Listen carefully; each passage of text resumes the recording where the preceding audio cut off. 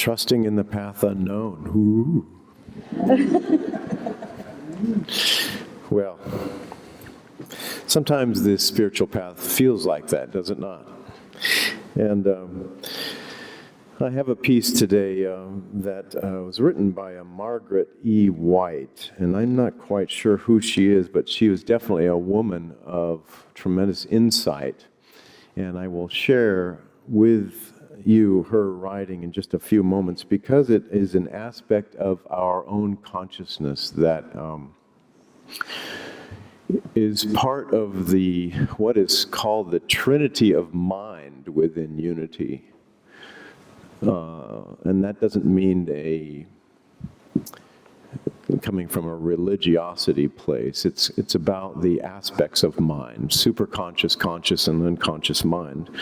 But first, I would like to just kind of reiterate, for a grounding reason, unity. Unity is a link in the chain of a great spiritual educational movement. And you may or may not be aware of that language, but it is a link in the chain of a great spiritual educational movement. And unity itself has a very positive charge around this path.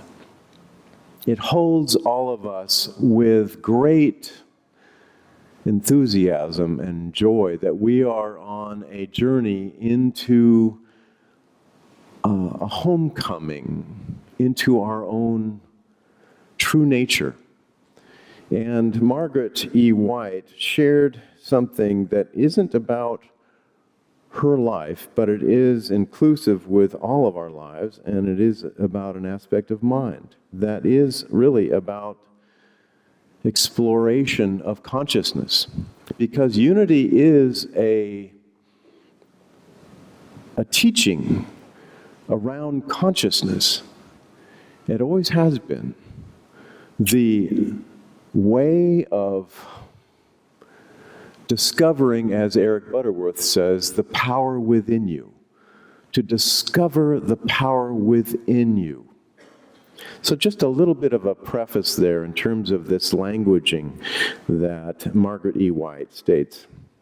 She says, she writes, "I am very accommodating.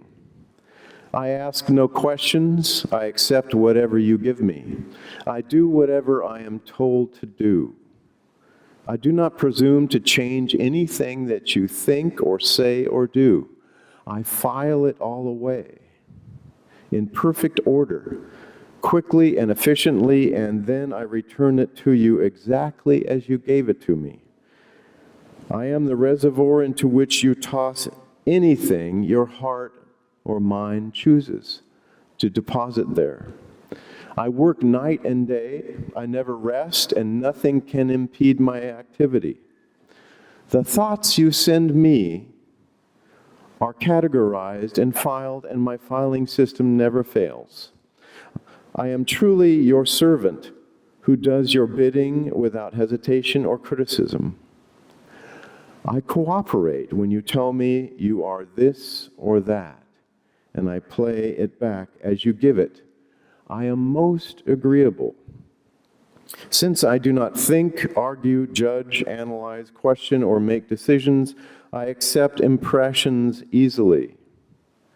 I am, though, going to ask you to sort out what you send me, however. My files are getting a little cluttered and confused. I mean, please discard those things you do not want returned to you. What is my name? Oh, I thought you knew. I am your subconscious mind."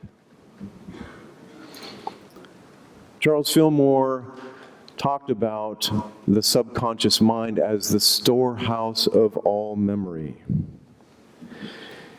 Whether or not we are having an epiphany in our life experience, or we're up against a great challenge, the teachings suggest that everything that is in need of integration or healing or wholeness is coming up for that purpose. And that is why unity is known or has a positive charge, a positive expectation of good, because within our own psyches, there are aspects within our belief systems, within our subconscious mind, or that which is not conscious to us, that are coming up for healing and integration. And those experiences or thoughts or patterns come up in various different ways. They could be happening like they did for my wife and I on a road trip we took some years ago from Arizona to Oregon. And in the car, we were listening to some CDs by two gentlemen that were with us, Ralph and Henry. Ralph Waldo Emerson and Henry David Thoreau. We had in some audiobooks that we were listening to, and I wanted to address the consciousness of Emerson and Thoreau today because their contribution to humanity is incalculable. In terms of the environment, because both of these men were conservationists, and they added something to the consciousness that we are living in right now. That in the 1960s, a lot of the work by Emerson and Thoreau came up from the consciousness, the collective consciousness of humanity, because these gentlemen were very mindful of the care and keeping of the planet. And back in the 60s, as you probably recall, there was this whole nother thrust of naturalness and care of the planet and recycling. All of these things really, in a very large extent, had their genesis with these two people and other ones that were known as the Transcendentalists. Because the state of consciousness that they were inviting people into, that they were writing about through their essays and books, was transcendental of the time that they lived in. That they were planting seeds within the consciousness of humanity for coming generations to have as a way of life. And people like John Muir and American President Teddy Roosevelt, Mahatma Gandhi, Martin Luther King Jr., these people all studied Emerson and Thoreau. And Roosevelt, for one, established and made into law the national park system, at least in the United States. And I'm not quite sure about how all of that kind of moved throughout Canada. But I can speak from how it transpired within the United States, that there was a thrust around conservation and protection. And it wasn't just about the land. It was about the inner landscape of people, about self-reliance and coming into a place of one's own being where there was this conservation of the sacredness of the self. Emerson was a Unitarian minister, and there is a distinction between Unitarianism and unity. But he was a Unitarian minister for 3 years, and then the container of that became too small for him. It was very liberal for the traditional mindset of religion at the time, but it was too small of a box for him.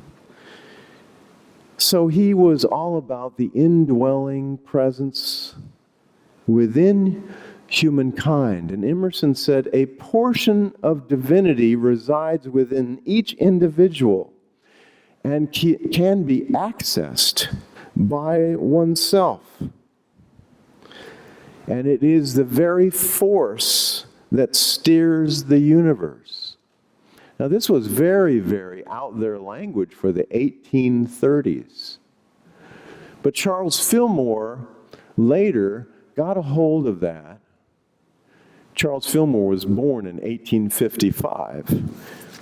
And he got a hold of that, and within his own inner process, discovered that you and I can go, as he called it, straight to headquarters. We can go directly to source, that we don't require or need clergy or anyone really to tell us how it's supposed to be. Once again, for his times, very radical languaging. But we're living into it now, more and more powerfully. We are waking up to the fact that we have direct connection with our own divine nature, and that we can go straight to headquarters. Thoreau, who had such a strong influence in the environmental movement, his life was one of experimentation, and he said, I went to the woods to live deliberately. He lived in the woods for 2 years in a small cabin. The language that we might use in today's language is, I went to the woods to live with intentionality. And we do that. Intention, the power of intention and deliberateness in our lives is so important to us. They were both powerfully invested in the within and the without, to care for each other and the land. And Emerson wrote, man is a God in rags. When men are innocent, life shall be longer, and they shall pass into the immortal as gently as we awake from the dream. Very transcendental thinking. So when we address this whole area of the subconscious mind, and when we come back to that, these aspects of consciousness are really what needs to be addressed, and that we can be consciously entertained by spiritual ideas. We can think that they're interesting, and we can be uplifted, and we can get our tire pumped up for a little while. But what is true, with a capital T, in my life experience, and perhaps in yours, is that there is an inner process of really working with these spiritual principles within what is called the subconscious phase of mind. Because therein lies our actual innocence. People sometimes get a little scared of the subconscious mind. Well, I don't know if I want to go there. I've got enough on my plate with just managing life as it is. But what would be the purpose of meditation in this hall just a few moments ago if it wasn't addressing working with the subconscious mind, of clearing and releasing and claiming and affirming and denying what is true and what is not true, so that we can come back into our actual innocence. The innocence that we are held within the divine idea of God, of what we call God, presence, power, activity, dynamic spirit that is desiring, well, I don't even know if it desires, such as a person would, but it has an intention, an intentionality. a deliberate force and power within all of the creation to help it be self-aware of its own heritage, of its own estate within its own nature. And that's really what this work is all about, in my mind and heart.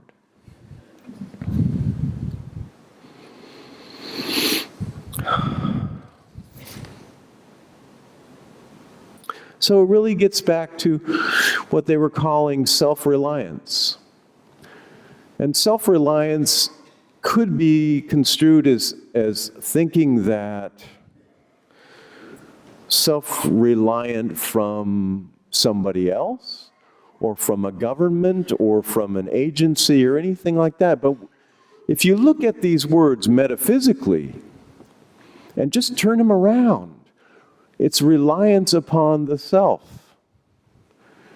The self with a capital S, the self of our eternal nature.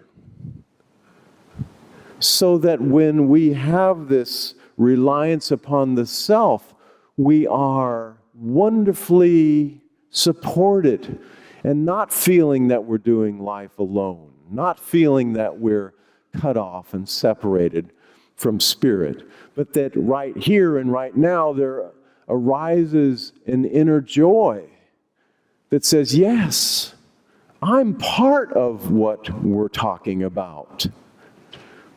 And it goes beyond just talking about it. It goes into the realm of claiming it, and then being it, and then expressing it with joy and passion, and all of that.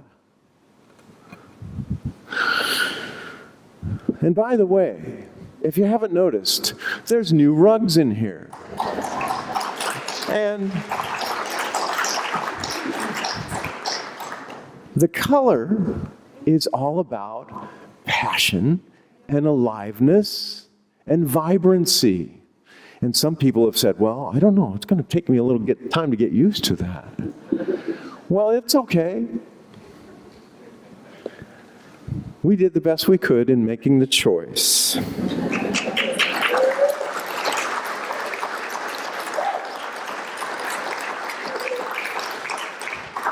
We could have gone into committee for 3 months, and no.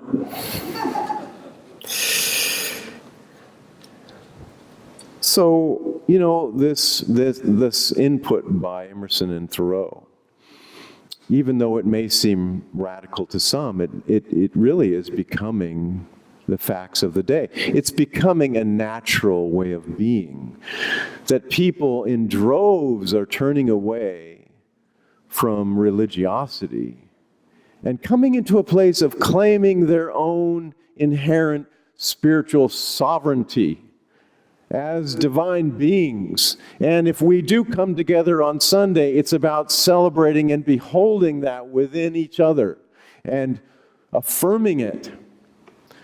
The other night, Tuesday night, we were having a chaplain meeting here on the lower level of the center, and I was asked to share some spiritual thoughts during the time. And by the way, I've gotten permission to speak about that piece. But I asked people, what are the desires of your heart? And there was about 14 or 15 of us. And people talked about the desires of their heart. And it really came down to more freedom of being, more freedom of expression, more freedom of experience, having passion, having joy in life. And then we all looked at that one person that was speaking, and we simply said, I see that for you. I see that for you. And each one of us did that. And I tell you, when I experienced that, these people that were so dedicated to prayer, and they said, for me, what my heart's desire was. I see that for you. It was like, whoa, this is powerful. To have that intentionality, to have that visioning for that person. And that's a very strong piece of this work. It's to say for you, I see that for you. I see it. I see your good. I see your love. I see your power. I see your divinity, even in the midst of your humanity. It's very important in my consciousness to have that intention for this place. That we can come in these doors and we can have all types of burdens within our own lives. But to have this place be one of intention, to see the desires of the heart of the individual in front of us. And we may not even know what that is for them. But just being on the planet and being here, there is an intention, a desire for good. Emerson and Thoreau spoke of something within the context of this passion as something called group think. Group think is analogous to what Fillmore really called race consciousness. And race isn't about color of skin. Race is about the accumulated thought forms of what we think is normal and okay and how we're supposed to live and be. But groupthink is something that cuts us short a lot of the time. It creates an unlived life, as Carl Jung called it, an unlived life. So, spirituality, in terms of what's happening now for humanity, spirituality is claiming an unlived life, claiming it and living it now into who and what it is that we are. I guess I have a little bit more time to talk. I'm just checking here. You know, some years ago, my wife and I were watching this movie called Wild. And it was starring Reese Witherspoon. And she played I believe it was a true life situation, a woman named Cheryl Strayed. And Cheryl Strayed named herself that because she knew that she had strayed from her life. She left her marriage, and she made some mistakes. And then she came to a place when her mother died that she was going to take a walk, a long walk from the Mojave Desert in Southern California to Canada on the Pacific Crest Trail. And she started out, and she walked and walked and walked for, I think it was a couple of months. And at first her pack was very, very heavy. And it reminded me of the movie The Mission with Robert De Niro many years ago now, where she realized that she was carrying too much in her pack, and she had to let it go. And that pack was not only physical stuff, but all the emotional stuff that she was carrying, loads within her own subconscious mind, within consciousness, that as she walked in the heat and over mountains and around lakes, she really got it that she was carrying such a heavy load. And she came to herself at one point. She asked herself, what if I never was going to be redeemed? But then she said, what if I already was? What if I already was? And that's really what, in a sense, this work is about. We already are whole and complete. But we feel sometimes that we need to be redeemed. It's a belief within our subconscious mind. And all we need do is really to get to that point of saying, I let go. I let go of these loads of heaviness. And if there's anything within this spiritual message, call it Christ, call it Buddha, call it Hindu, call it Sikh, Sufi, indigenous, whatever it is that is really the gateway for us to allow this indwelling presence. What if we asked ourselves the question, what if I already am redeemed? What if I already am whole and complete? And I don't have to prove myself anymore to God or anyone else. I'm completely acceptable to the divine within me now. All I need do is accept it. On that trip to Oregon, my wife and I stopped at an area that had this most pristine old growth forest. And I said, I just want to stop and listen. And we got out, and there was no other cars around. All I heard was little birds and beautiful nature sounds, wooded sounds. It sounded like the forest was just breathing. It had its own aliveness that had nothing to do with human interpretation. It was just alive as a living being. And I thought to myself, wow, this is what Emerson and Thoreau really were dedicated to, of an aliveness, a naturalness of the environment. It's interesting, I came across something from Emerson. As I mentioned, he was a Unitarian minister only for 3 years. I've been doing this for 16 years now. Seems pretty amazing. But he said, and I laughed to myself, he said, I like the silent church before the service begins better than all the preaching.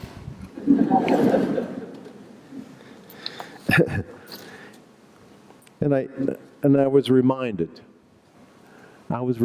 of the intentionality of why to even talk about spirituality, so as to create a field of energy, create an environment with you where we really get it, that the silence within us is the pearl of great price. It is the answer.